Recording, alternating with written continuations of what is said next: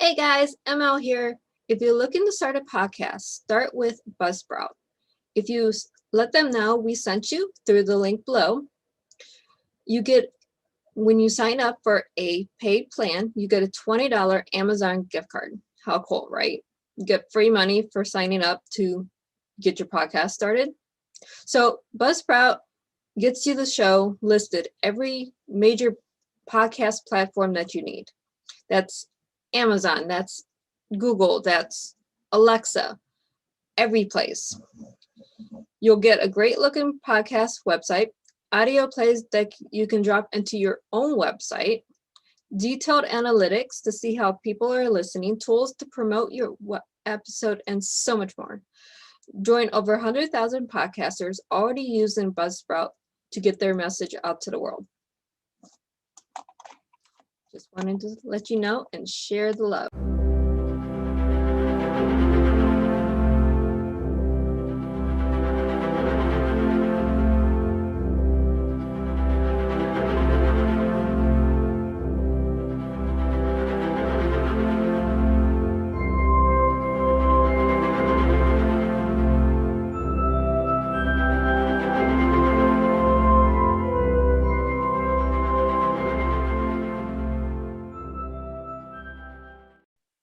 Welcome to Dove and Dragon Radio. I'm your host, M L Ruscsak.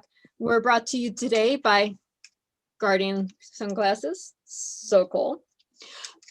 And we're here with special guest, Bob Albo. Welcome. Thank you. Now you have a couple books out, but what got you started into writing? That's a good question. For whatever reason, I've always had these ideas, but I was never much of a writer. So I sort of journaled while I was working. And then about 5 years ago, I decided I'd put together a little pamphlet. It was a metaphysical type of pamphlet. I'm not sure anybody would want to read it other than myself, but that was my beginning. And then from there, maybe 2 years ago, I really focused on writing, did some classes, read some books, and then put together a idea for a series. And so it's a total of 3 books, and I've finished the first one, and we'll release the second one shortly. Awesome. And the first book is Her Dark Matter Necklace, is that correct? That's right, yes. So what is the series going to be about, roughly? Well, it's a young girl, teenage girl, and she is a little she goes to a elite high school. She never feels that she deserves to be there, and what ends up happening is a supernatural force selects her to save the world. And so it's the story of her growing and trying to fulfill her destiny. Awesome. I mean, what book wouldn't be complete without a supernatural being and a savior, right? Yes. So we have 3 books coming Yeah, out. it's been funny because since I've been reading, I've been going back to a lot of the old ancient mythologies, and it's exactly what you just said. It's kind of been the way we've always written books. I don't think it's as popular now, but in ancient times, I would say the majority of the writing was in that way. So it's been it was kind of an interesting insight. Well, if you take a look at any of your science fiction, your fantasy, that whole genre, it doesn't matter how far back you go, there's an outside force, good, evil, extraterrestrial, something, outside force. That force is a person, either human or another race that's on another planet that we don't know about, and chooses that one person to be the hero. Yep, no, that's true. So it's how we do the hero story is the basic storyline that we know today. Yep. So other than this one series, are you looking for other books to write? What's your goal here? Well, that's a good question. I think I'll start with the series, and I have a publisher, so that's good. I don't know if it will be successful or not, and it's kind of that decision: is it a hobby or is it a career? I really do like writing, and I just don't know where it's going to go. And it's that's even We a simple. never know where our writing's going to go. We never Right. write, hey, I'm going to write this and I know it's going to sell me X amount of copies and I'm only doing it for the money. If you're doing it that way, you're not a successful person. No, and yeah, absolutely right. And I even have a stranger way of doing things. I start the book and I don't know where it's going to go, which is completely alien to the way I've always worked, which is you put together an outline, you know how things will go. But when I'm writing, it's so creative. I just don't know where it's going to go. It go that way. And it's been really a fascinating experience, the whole writing process. Yeah, see, as an author, I can't outline anything. I might have, okay, I need to have a war in here. I need this person to die somewhere in the story, and I need this person to be alive and the savior at the end of the book. Other than that, all the details are just organic as I write. Right, and that's been one of the really interesting things for more of I'll call it more an artistic process. It's that subconscious of yours that just kind of flows, and you're not sure where it's going to go. And in fact, if you try to constrain it with, in my view, if you try to constrain it with rational thought, you're actually going to start losing things. So it's better to go in with that open attitude and see where it goes. Yeah, you don't want to restrict your creative side. That's the one thing as an author you don't want to do. If you go in and say, okay, here's every little detail, now I have to write it, what you're doing is going to give yourself writer's block.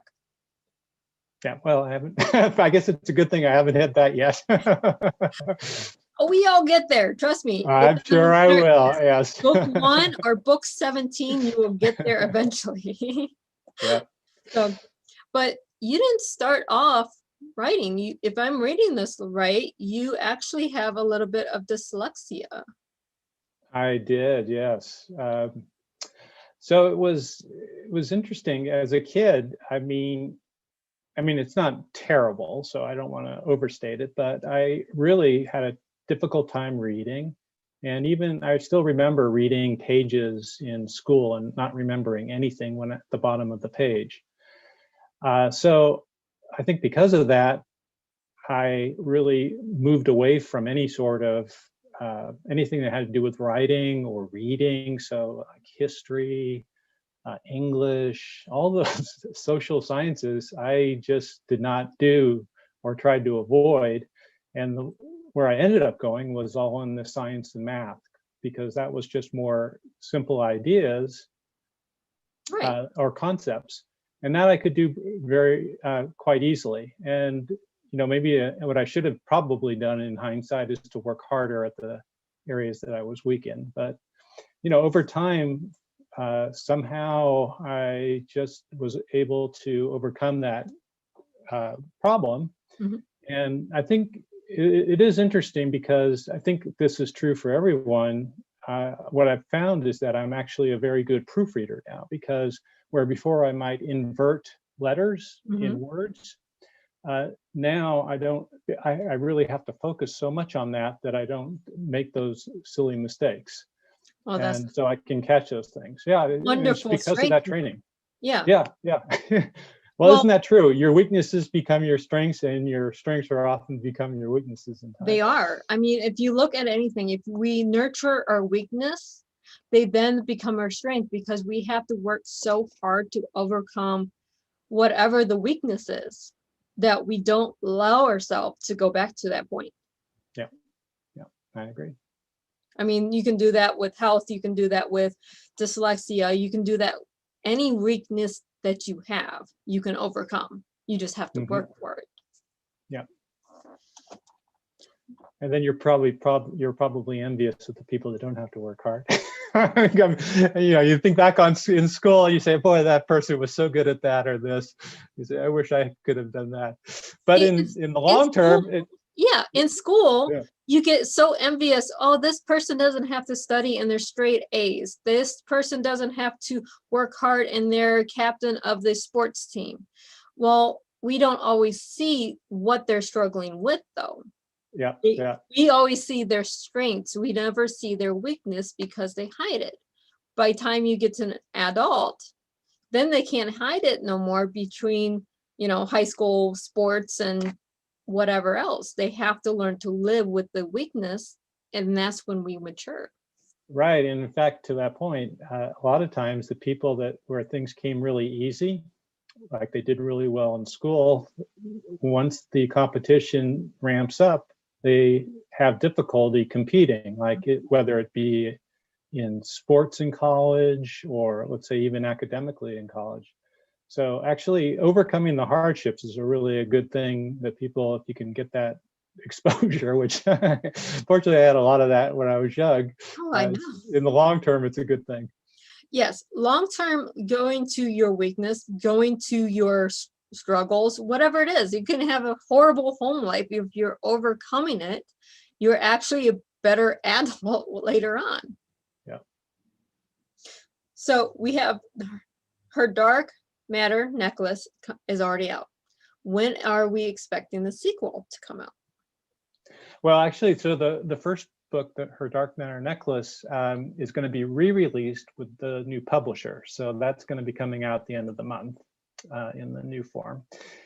And then the next book, which is called A Cry for Beauty, is coming out. So it's already pretty well written and ready, but you got to have a certain time frame. So it'll probably be coming out at the end of summer. Awesome. Now, I always love to give shout outs to our publishers because without publishers, we wouldn't be here. So who is publishing you? Aaron Yeagle is the person, and it's Vizia is the publishing company. Awesome. See, I just like giving them shout out, show them some love, because even though we do an author interview for one of their authors, they also have others that we can Google and look up. Yep. And in fact, to that point, you know, they're trying to build a new genre of book called visionary fiction. Okay. And it was something that I had never even heard of, but it just so happened to fit, my book fit quite well into that. So visionary fiction, I think, would be like Elon Musk in 25 years. Yes. Just to say, you know, we've pulled out a name that we know, and we all see the memes of his future, you know, whatever that people make, you know, Tesla taking over the world or Mars or something like this. But it's a vision. We strive to get there. Jetsons is visionary fiction, basically. Right. So where the change would be with Elon Musk is, so he's obviously does a lot with technology and he's just an amazing individual. But where the visionary would be is if he found a connection to a greater purpose. not to go to Mars, but to you know, as in, you know, for my book, it's to bring beauty into the world. So in that case, it's more love and compassion, and actually the fine arts, or any type of art. So if Elon is very obviously focused on the technology side, and you know, he's an amazing person, but if he was to really do the visionary fiction, he would probably expand into a few new dimensions. Yeah, I mean, I just pulled a name that we all know. I mean, if you haven't heard the name before, you've been under a rock. Let's admit it. So it's a name we know. We've all seen at least one or two memes that some cartoonist has done. So, you know, it's just there. It's just something I seen today. So it's out of my head. But we do need to bring in some of this visionary fiction into reality. We need to bring more love and peace and the arts into reality right now. We Yep. need to get back to basics, to go back to not an utopia, because that's never going to happen as we are so divided right now. But we do need to use art to teach people how to be human. I couldn't agree more. Yes. I'm a little wordsy. I'm an author. I'm sorry. No, I like that. I like that. It does take me a while to get to the point, but yeah. No, I often say this. We need to more of the arts to teach how to be human. We forget humanity in society. Right. And the other thing that I do, there's also that bigger purpose. So humanity is obviously related to humans, but then is there a bigger purpose in the universe that's broader than humanity? So that's the other piece. And how do humans then fit into that? Because I don't think, we used to think that the world revolved around Earth. But I don't think we think that anymore, or most people think that anymore. And we're peace. I say most people. What's that? Yeah. Well, there are probably some, but we're part of a bigger picture, and it would be nice if, and I personally believe there is a bigger purpose, and then to understand our piece of that. Yes, I mean, we all have a higher purpose. We all have a higher calling. It's not just a 9-to-5 job and that's it. We all have something inside of us to contribute to society. Yeah, to society and to the world more broadly. Yeah. Mm-hmm. I mean, we need more artists. We need more visionaries. We need more people that can show us how to do something without telling us how to do something. Yep. Yeah. And that's why fiction is so great for teaching people, because we can go to another planet, we can create a new world and go, okay, we're going to put in this social dysfunction. People will laugh at it, but the ones that have a higher calling will say, oh, we need to fix this within our own society. Yeah. And the other thing I think with fiction is that it can even make evident things in our real world that are just so amazing and unusual that you just say there's got to be something more, and you just ask these questions. For example, I'll just give one example, and I use this in the book. The universal constant for gravity. So I can have a little bit of a science background, but it turns out if it was a little bit larger or a little bit smaller, just a little bit less than 1% difference from what it is, the universe would never exist. And so we're not talking about a different universe or a different life. We're talking about no universe, no life. Because if it was stronger, the universe would have gone boom and then imploded. If it was a little lighter, a little weaker, it would have just expanded out. So, the question is, okay, so why was it perfect? Why was it absolutely perfect? And so that's just one example. You start thinking, that's been a fact. Some scientists explain it away by talking about a multiverse. So we have an infinite number of universes and we just happen to be in the right one. But others, you just go, okay, well, that's kind of coming up with an explanation to justify a position, in my view. And that's just one question. I mean, there's just so many different things in our universe and even in humanity that we see.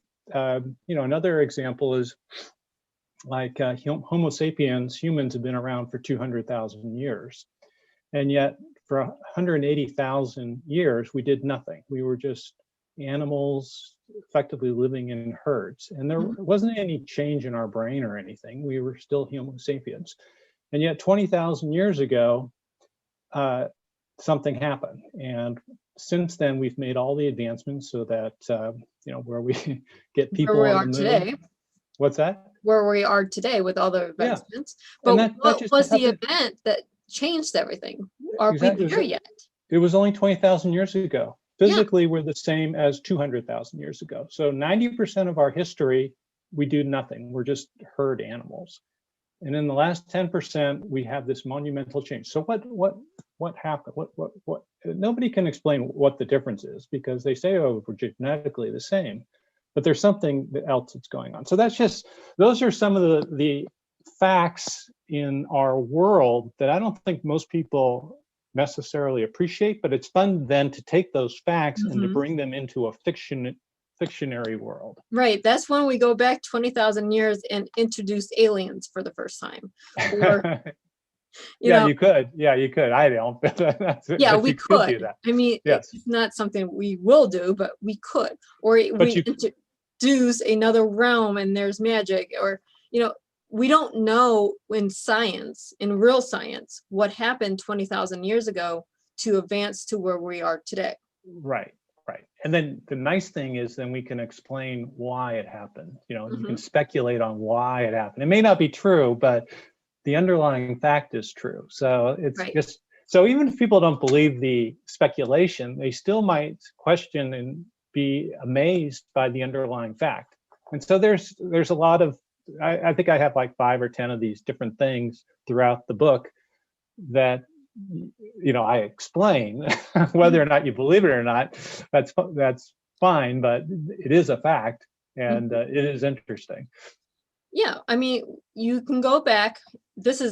I love going back to historical fiction, because we take a historical event, like, we'll go with World War II, and then we change it to a fictional, put in Red Skull or something from DC or Marvel, and then you change it, and all this happened because of this fantasy whatever. Yep. Exactly. We take a real event, but at the same time, since we don't know the facts, or the facts have been altered already, we just alter them, make a completely different universe. Yeah, and actually, I love reading that type of fictional history too. I think it's really fascinating. It's interesting because I used to just read nonfiction. I was just only interested in facts. Right. And then recently, I've gotten obviously, I've always liked science fiction, but much more into historical fiction and things like that. Well, I have a very eclectic taste in reading. We have the historical fiction when you need just a little bit of reality in your world. You have the science fantasy when you need science brought back to your brain. Or you have your nonfiction, which is for everything else. Yep. And actually the nonfiction helps me on the fiction side. So right. You have to research. I mean, how much research do you do for your books? Well, again, I probably spend maybe half the time on the research, and it's funny because I don't know where the book is going to go. My research is all over the place. Going back to the example of the Homo sapiens, at the time, 20,000 years ago, when Homo sapiens were around, there were a lot of other humans, or humanoid, like Neanderthals, and Neanderthals were actually bigger, stronger, and smarter. They had bigger brains than Homo sapiens, and yet obviously they were wiped out, probably by Homo sapiens. And it was interesting because some of the ideas that I had is whatever the tweak was, it hit Homo sapiens, but it didn't hit the Neanderthals. Yeah. And you go, okay, so then those are some of the things, and they were doing cave drawings, both species. So there was something that was very similar, but then there was something very, very different. And so that's when you start going into the fact, and then you make up the reason, I guess, is what ends up happening. No, we all do it. I mean, every author out there makes up facts eventually, except for nonfiction, then that has to be 100% fact. But at the same time, we know there's tweaks out there. There's things that happen that we don't know, we can't explain. So, hey, as a fantasy author, these are little tweaks or anything, we can expand in so many ways. It's unbelievable. Yeah. But we are almost out of time. So where can our listeners and our viewers find you? Well, probably the easiest would be on my website, which is bobalbo.com, or Facebook, same thing, Bob Albo. Awesome. And for all our viewers and our listeners, happy reading.